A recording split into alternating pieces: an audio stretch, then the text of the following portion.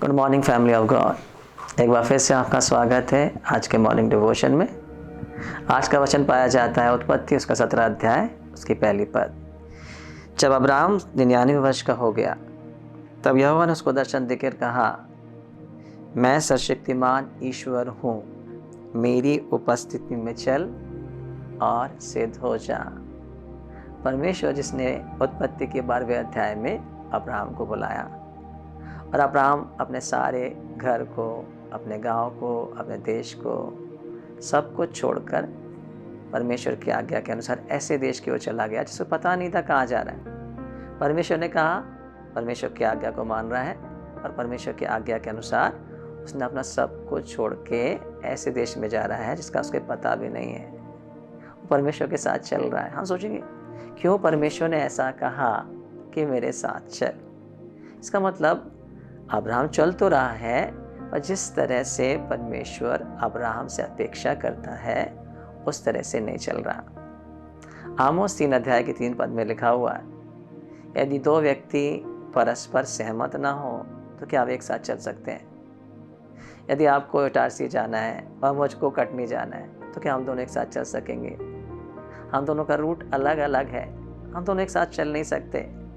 ऐसे ही परमेश्वर कह रहा है, यदि तुझे मेरे साथ चलना है तो मेरे रास्ते पे आना होगा।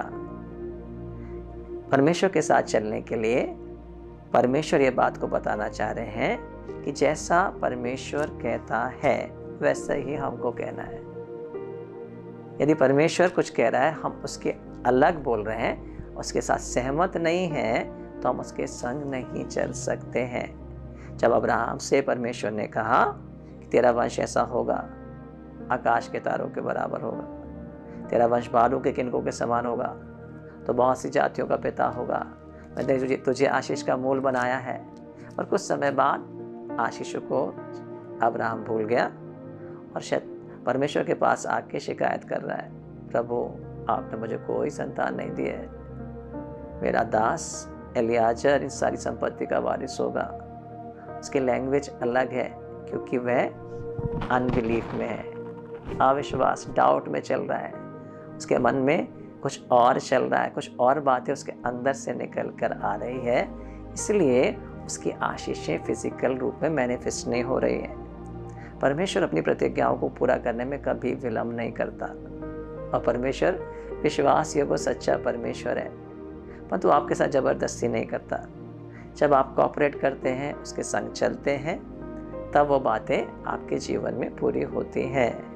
2 कुरिन्थियों के 1 अध्याय के 20 पद में लिखा हुआ है, परमेश्वर की जितनी भी प्रतिज्ञा हैं वे सब यीशु मसीह में हाँ ही हाँ है। उसमें हाँ और नहीं दोनों नहीं पाए जाते कि परमेश्वर एक से कह रहा है मैं तो चंगा करूँगा, एक से कह रहा है मैं तो चंगा नहीं करूँगा, एक से कह रहा है मैं तो क्षमा कर सकता हूँ, दूसरे से कह रहा है मैं क्षमा नहीं कर सकता हूँ। परमेश्वर एक ही समय में 2 बातें नहीं कहता। यदि परमेश्वर ने एक बात कह दी है तो परमेश्वर भी अपने वचन को, अपनी प्रतिज्ञा को नहीं बदल सकता। एक बार उसके मुंह से कुछ निकल गया है, अब्राहम को आशीष मिल गई है, तो परमेश्वर से पलट नहीं सकता है।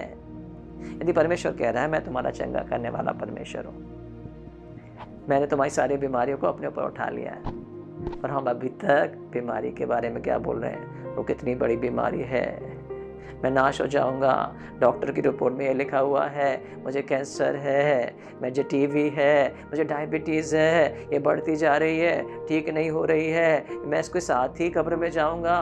कई बार हम बीमारी के बारे में बोलते हैं, हम परमेश्वर के साथ सहमत नहीं होते क्योंकि हम शरीर के अनुसार देखते हैं, हम परमेश्वर के साथ नहीं चल सकते क्योंकि हम परमेश्वर के वचन में नहीं है। जैसा परमेश्वर ने कहा है, परमेश्वर का एक एक वचन ताया हुआ है। जब हम परमेश्वर के वचन से एग्री करते हैं तब वो बातें हमारे जीवन में पूरी होती हैं। यदि आप बोलेंगे प्रभु मेरे पास कुछ भी नहीं है, महंगाई बढ़ती जा रही है, समस्या बढ़ती जा रही है, कैसे मेरा जीवन चलेगा, कैसे मेरा परिवार चलेगा, कैसे मैं अपने बच्चों को पढ़ाऊँगा। परमेश्वर के वचन में क्या लिखा हुआ आपके लिए कि परमेश्वर अपने महिमामय धन से आपकी सारी आवश्यकताओं को पूरा करेगा। परमेश्वर ने कहा है, ये मनुष्य ने नहीं कहा, कि पास्टर ने नहीं कहा, परमेश्वर ने जो आपसे प्यार करता, जो आपका पिता है, जो अब्राहम का परमेश्वर है, उसने ये प्रतिज्ञा आपके लिए भी कही है। यदि आप विश्वास करते हैं आपके लिए है तो ये आपके लिए होगी। पर हमारे मुंह से क्या निकल रहा है? परमेश्वर कहता जवान सिंह खटी हो सकती है, मेरे डरवैयों को किसी भी भली वस्तु की खटी नहीं होगी।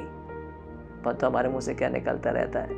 हमेशा कमी, खटी, शाप, महंगाई, हमेशा हम नेगेटिव बातें बोल बोल करके परमेश्वर की प्रतिज्ञाओं को कम कर देते, खत्म कर देते हैं।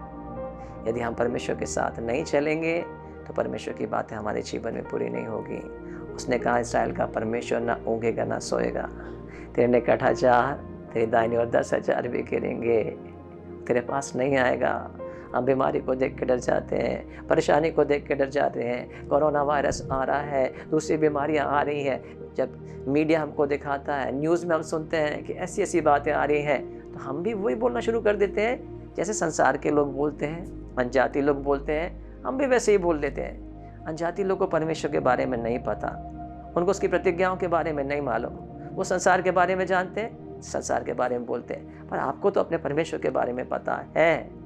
जैसे अब्राहम को अपने परमेश्वर के बारे में पता था, जिसने उसे बाहर निकाला अपने पिता के घर से, और जहाँ भी वो गया परमेश्वर ने सुरक्षित रखा। जो भी काम किया उसको उसने आशीषित किया। परमेश्वर अब्राहम को विश्वास के एक दूसरे लेवल में लेके जाना चाहता है। परमेश्वर को पता है कि इब्राहिम के द्वारा ही मुझे क्या चाहिए है, एक उद्धारकर्ता को भेजना है, इसलिए इब्राहिम के विश्वास को बढ़ाना है। आमीन। और जब इब्राहिम परमेश्वर के संग काम करना सीख गया, जैसा परमेश्वर कह रहा है वैसे ही कहने लगा। आप बोलेंगे कैसे पास्टर साहब? यदि मैं बीमार हूं तो कहूंगा ही ना मैं बीमार हूं। यदि कमी है तो क्या मैं कहूं कि मैं बहुतायत का जीवन मुझे दिया गया? हाँ, अब्राहम के पास कुछ भी नहीं था, उस समय पिता नहीं था, उस समय बहुतों का पिता नहीं था, उसके पास एक भी संतान नहीं थी। उस समय परमेश्वर ने उसको कहा अब्राहम, बहुतों का पिता। फिजिकल लाइफ में कुछ भी नहीं है। परमेश्वर उन बातों को ऐसे देखता जैसे मानो वो है। परमेश्वर आत्मिक चीजों को देखने वाला परमेश्वर है, उनको पहले से देख लेता है। और यदि हमें परमेश्वर के संग चलना है तो अपने आप को दीन करना है और परमेश्वर के साथ एग्री होना है। यदि हम अपनी आंखों पर भरोसा करेंगे, अपनी बुद्धि पर भरोसा करेंगे, अपने पॉकेट को देखेंगे, अपने बैंक बैलेंस को देखेंगे, डॉक्टर की रिपोर्ट को देखेंगे, तो हम उन पर भरोसा करेंगे, उनके साथ सहमत होंगे। और जब हम उनके साथ सहमत होंगे तो वो बातें हमारे जीवन में पूरी होगी। और यदि हम परमेश्वर के वचन के साथ एग्री करते हैं, सहमत होते हैं, तो आसानी से हम एक साथ चल सकते हैं और परमेश्वर की प्रतिज्ञा जो हाँ और आमीन है, निश्चित रूप से हमारे जीवन में पूरी होगी। एक समय आया जब अब्राहम ने सीखा कि परमेश्वर के साथ कैसे चलना है। ना केवल उसने इसहाक के आशीष को प्राप्त किया, सारा ने बांझ होने के बाद एक बूढ़ी अवस्था में पुत्र को प्राप्त किया, जो असंभव था। कैसे हुआ? जब उसने अपनी बुद्धि पर सहारा नहीं लिया, अपनी समझ का सहारा नहीं लिया। परमेश्वर ने जो कहा उसने विश्वास किया, और जब विश्वास किया तो उसको बोलने लगा। आमीन। विश्वास हमेशा बोलता है। विश्वास का वही आत्मा आपके अंदर है। यदि आप विश्वास करेंगे आप भी वही बोलेंगे। यदि आप विश्वास करते हैं यहोवा मेरा चंगा करने वाला यहोवा राफा है, आप बोलेंगे। यदि आप विश्वास करते हैं वो मेरा चरवाहा है, मेरी सारी आवश्यकताओं को पूरा करेगा, आप बोलेंगे। आप उसके साथ सहमत होंगे, क्योंकि आपके मुंह में जीवन और मृत्यु दोनों ही है। जब अब्राहम ने सीक्रेट को जान लिया, सीख लिया, एक संतानों से मिल गई, बहुत खुश था, सेलिब्रेट कर रहा था, आनंदित था, सारा भी बड़ी खुश थी। और एक समय आया, परमेश्वर ने कहा अपने इकलौते बेटे इसहाक को, जिसे तू प्यार करता है, मेरे साथ ले मोरिया पर्वत पर लेके जा और मेरे लिए सैक्रिफाइस कर दे। आपको पता कितनी कठिन बात होगी, पर चूंकि अब्राहम विश्वास को सीख चुका है, वे जान गया है परमेश्वर ने कहा है कि इसहाक से तेरा वंश चलेगा, तो परमेश्वर इसहाक को मरे हुओं में से जिला सकता है। आमीन।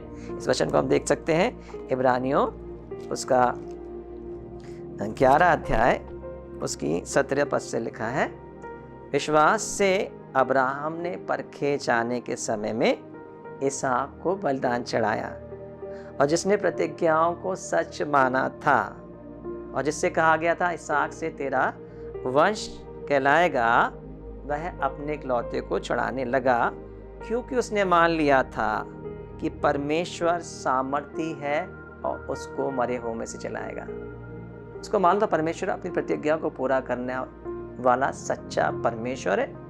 उसको ये मान लिया था, जान लिया था। इसलिए यदि परमेश्वर को अपने वचन को पूरा करना है, अपनी प्रतिज्ञा को पूरा करना है, तो इसहाक को जलाना ही पड़ेगा। हमें मरे हुओं में से जलाना पड़ेगा। इसलिए वो सेक्रीफाइस करने को तैयार हो गया। इसलिए उसको मारने लगे। इतने बुढ़ापे की संतान को, अपनी इकलौती संतान को उसने परमेश्वर के सामने बलि करने को तैयार हो गया। क्यों?